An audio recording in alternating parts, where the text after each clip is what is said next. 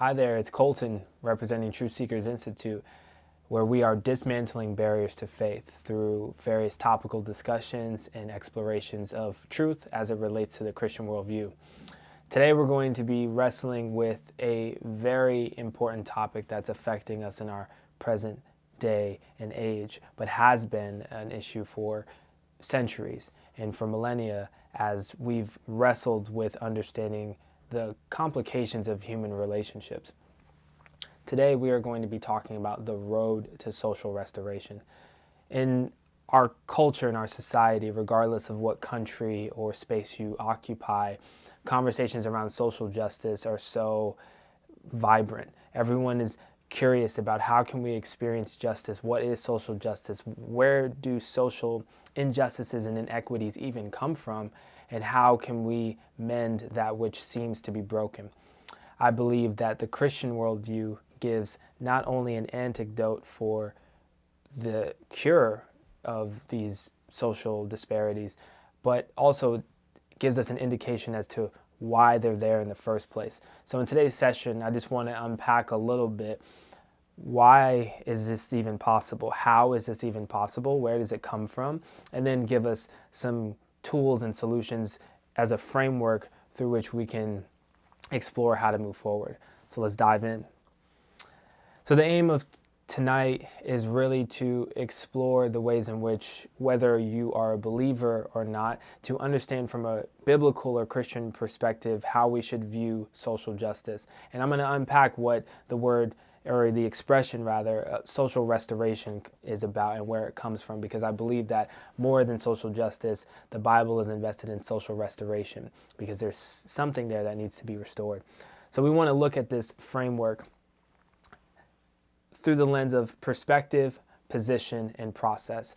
We want to get a better perspective of, from the Bible standpoint, from a Christian worldview, in its authentic core values, what is the perspective on social justice as a whole, even as it relates to racial justice. And then we want to understand then how can I, as a believer or as a person who's curious about the faith, take a position on these issues that reflects what we believe is the heart of God, to use Christian terminology or biblical terminology, that we believe that through the scriptures that God has revealed himself as well as his intent for creation and our response to the ways in which he's guided us to live socially vibrant lives.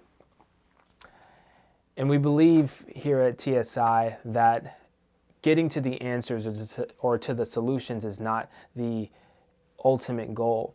We really believe that the information must become relational. It's an expression that I use often, and what that means is that we don't want to just have information. We want to understand the ways in which the information can impact relationship. We believe that truth is not just merely academic or informational facts and anecdotes. It is also rooted and grounded in life. And so we want to see the ways in which we can understand these topics and these questions from a real human perspective, and then instigate real authentic change. So tonight, join me even as we go through the journey to this answer by understanding what is the root of this thing, what is then the fruit that we're seeing, and then the cure. Oftentimes, we struggle with understanding how to solve things because we are completely invested in just the fruit. And the fruit is just another way of saying the symptoms. When you go to the doctor, they're looking at your symptoms, but you're really wondering, what is wrong with me ultimately? And the doctor is usually the one who, through some sort of prescribed medicine, whatever may have you, gives you some potential cures for the solution. And so what we want to do tonight is delve into what are the symptoms that we're seeing in our culture, symptoms like racism, inequities, other injustices. But before we deal with the symptoms, let's get to the heart and to the root of it so that we can then understand where all of this is coming from. One of my favorite theologians is Tim Keller, and he has a quote that I really want to use as a springboard. He says, "The gospel has supernatural versatility to address the particular hopes, fears, and idols of every culture and every person." What does this mean? This means that the gospel message is the cure, but we want to understand how it works practically. We don't want to dumb it down to, oh, it's just about having faith or believing in Jesus.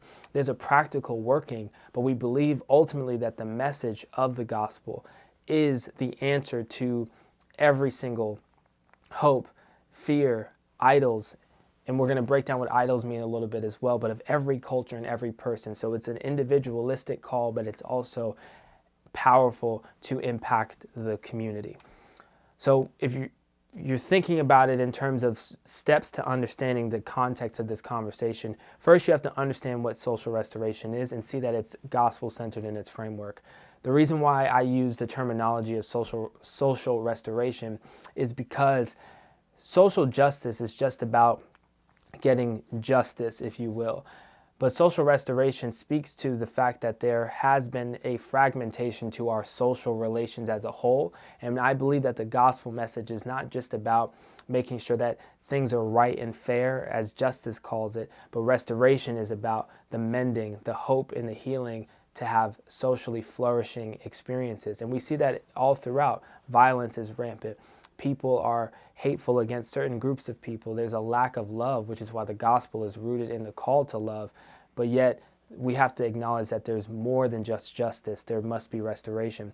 And then we have to also acknowledge that there's trauma associated with injustice. It produces trauma within people as well as people groups, and that the gospel can bring about that healing in the soul. But then when lived out, this message lived out, it then leads to actual practical results that we're really invested in. And one other factor that we must consider that I think is really important for us to understand is that in a biblical framework, whether or not you agree with the Christian worldview or not, I want to present it as clearly as possible what the Bible says about these things, and then we can have conversation as to whether or not it's something that you subscribe to. But evil, injustice, wickedness that we see from an institutional or structural standpoint is not merely the workings of human beings. We believe that there are dark powers and forces at work that influence our world systems, and that this is not a fairy tale or a mythology, but it's deeply rooted in the fact that there is more than just the natural world. Our thoughts, our feelings, our actions are all coupled in this dual reality, which is not really a dual reality. It's what reality is as a whole, that there's the invisible and the visible. So when we put our information that we receive together that goes beyond natural law, we understand and believe firmly that, as the Bible has revealed it, that there are other powers at play that influence our institutions and systems by tapping into the brokenness of humanity that we'll quickly look at. So if you are a believer, you have definitely opened the book, and in the book, the first 3 chapters of Genesis teach us some things that are really going to be core as we look at the root. First is God's preeminence, that God is preeminent above all, that he is the first cause of all things and not created. And as he's creating creation, he concludes with creating humanity. And humanity is considered to be the crown jewel of creation, if you will. But in humanity, there is given both purpose and social responsibility. When you read Genesis, you understand that God gave humanity the ability, as being made in his image, to rule, to develop the social world. There was what's called by many scholars the cultural mandate to develop the natural world, and that involves relationship. And those relationships were impacted by what Christians call the fall. And we're going to quickly look at what that means. But this idea that in the original state of humanity, human beings are full of the glory of God because they reflect the image of God. But because of an action, that relationship was fragmented, and now evil and chaos are possibilities. And this is what we're looking at. How is this possible? How is racial injustice possible? How is institutional injustice even possible? It all starts at the beginning. Nancy Pearcey, in her book Total Truth, has a framework that we like to use here at TSI, and which I've called the redemptive worldview framework, in which we look at creation, asking the question, how is this aspect of the world originally created? The fall, how has it been twisted or distorted by the corruption of what Christians refer to as sin. And then lastly, redemption. How can we bring this aspect of the world under the lordship of Christ?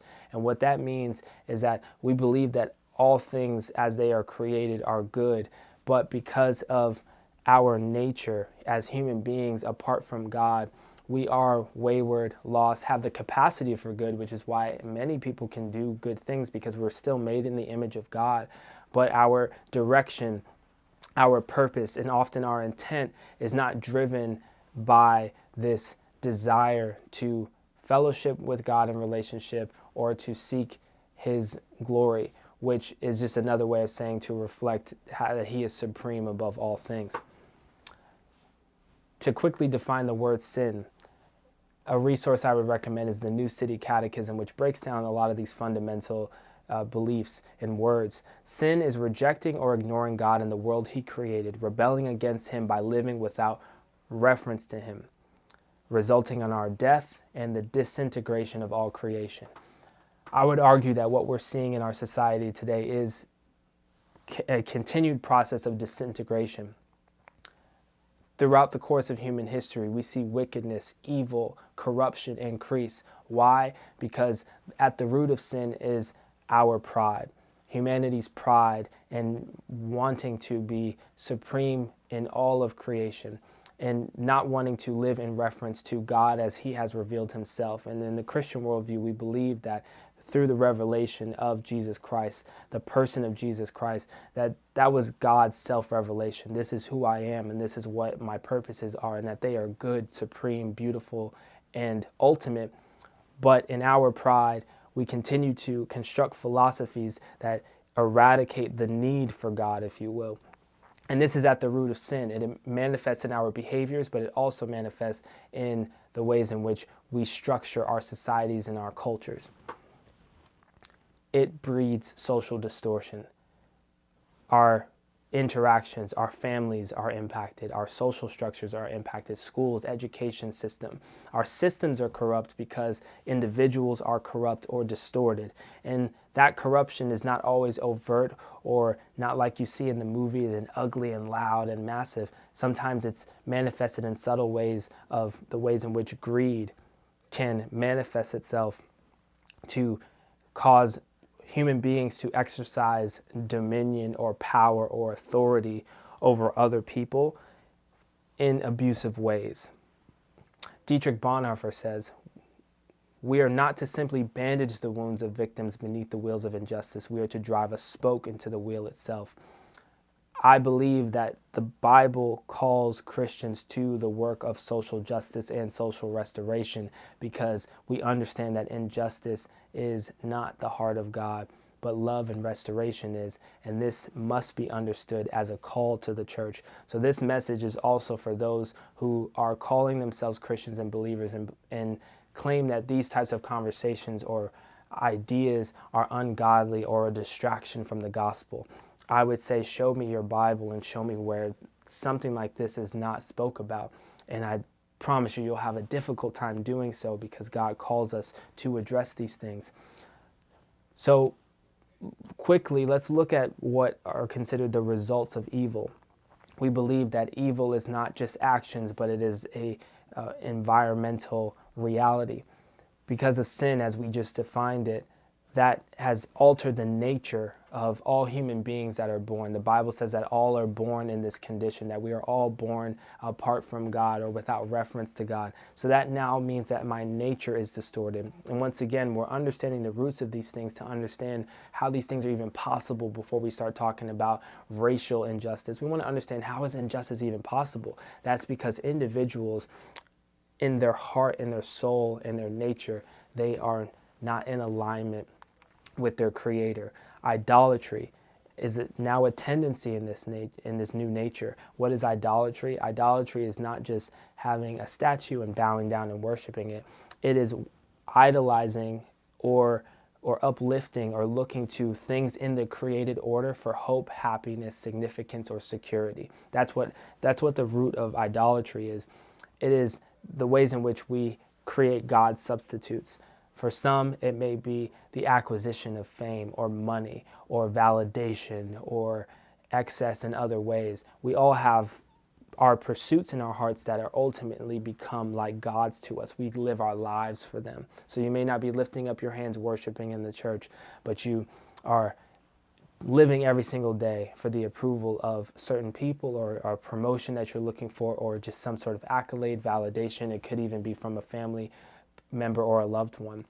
Regardless, we have things that are ultimate in our lives, but because of our nature being twisted and distorted apart from God, it makes it possible for us to now have things that we strive for.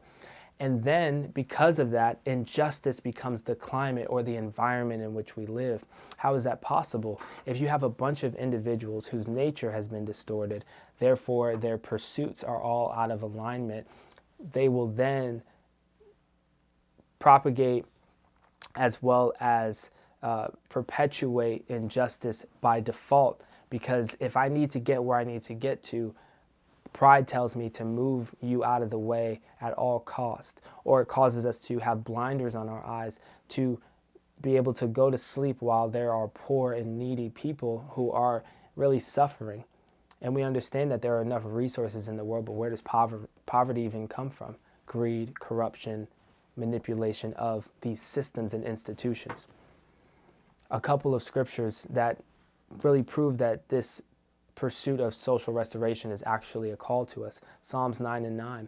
The Lord is a refuge for the oppressed, a stronghold in the times of trouble. This is the encouragement for those who are considered a part of different groups that are oppressed. But Proverbs 14:31, the book of wisdom, if you're unfamiliar, says, whoever oppresses a poor person insults their maker, but the one who is generous to the needy honors his maker. How do we honor God? If our life is meant to honor God, if you're a Christian, this is the whole aim of your life. I want to honor God. How do I do that? There's multiple ways, but one of the ways that we honor is by being generous to those who are needy. God gives so that we can give as well. And lastly, Isaiah 1:17, learn to do good, seek justice, correct oppression, bring justice to the fatherless, plead the widow's cause. These are timeless words for those who claim that the Bible is outdated or irrelevant. How come that sounds exactly like the conditions that we're still living in, where fatherlessness is at an all-time high? Prisons are filled with fathers. Many are losing loved ones. The poor are still among us. So when we think about social restoration, we have to remember specifically in this conversation around racial justice that it is possible for people groups to have ideologies that lead to oppressive structures and systems. That this is not a foreign concept to us because we've already broken down how a person as an individual can be distorted in their nature so that it leads them to pursuing things that cause them to make decisions that affect others in harmful ways. And because of pride, because of selfishness, that harm does not hit them as much as the fulfillment that they may be temporarily experiencing because of what they've pursued. A couple of terms that I would encourage you to study further are nationalism, imperialism, and colonialism. Specifically in this conversation around racial injustice, we cannot be confused as to why our country is in the state that it is in.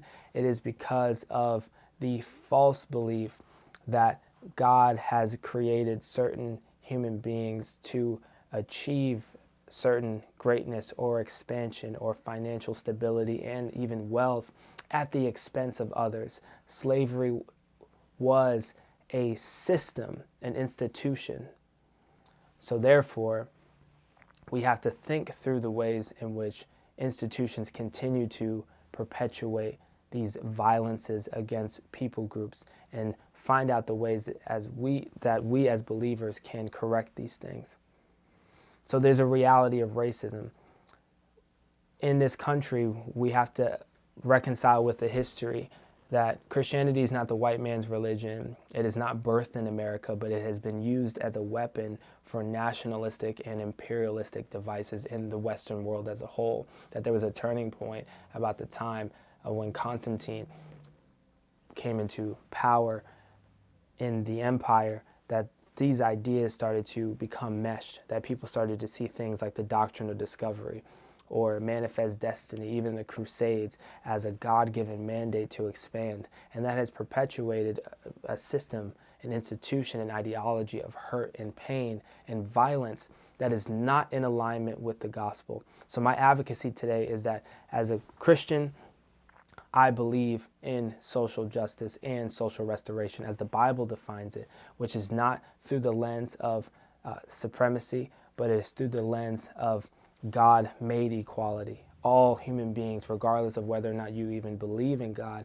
have inherent value because I believe that you were made in the image of God. And what Jesus does is through his sacrifice, we are made new in our nature. So now that rebellious, anti-God nature no longer dictates our lives, but we have wholeness in relationship with him, and then our relationships with others are restored.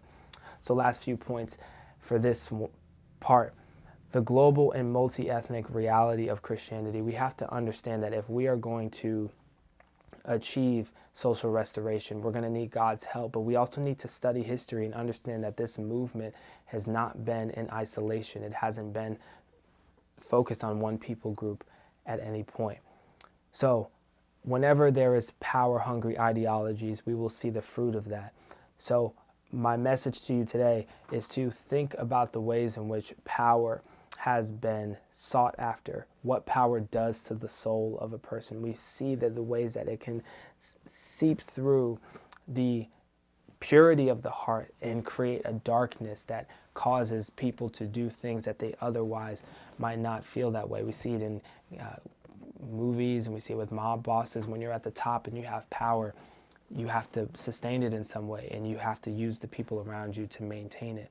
So we want to see justice, we want to see restoration, but that comes through the gospel message. And my last thought to you is that the gospel is the gift to the oppressed. This message that the God of the universe came down in human form to pay the penalty for our, not only our sin nature, but sin as a action and behaviors, to reconcile us with our Creator so that through relationship with him we can know the power of social restoration. We can know the power of restoration. The heart of the matter is that if we want to see institutions changed, we need to see a few things happen.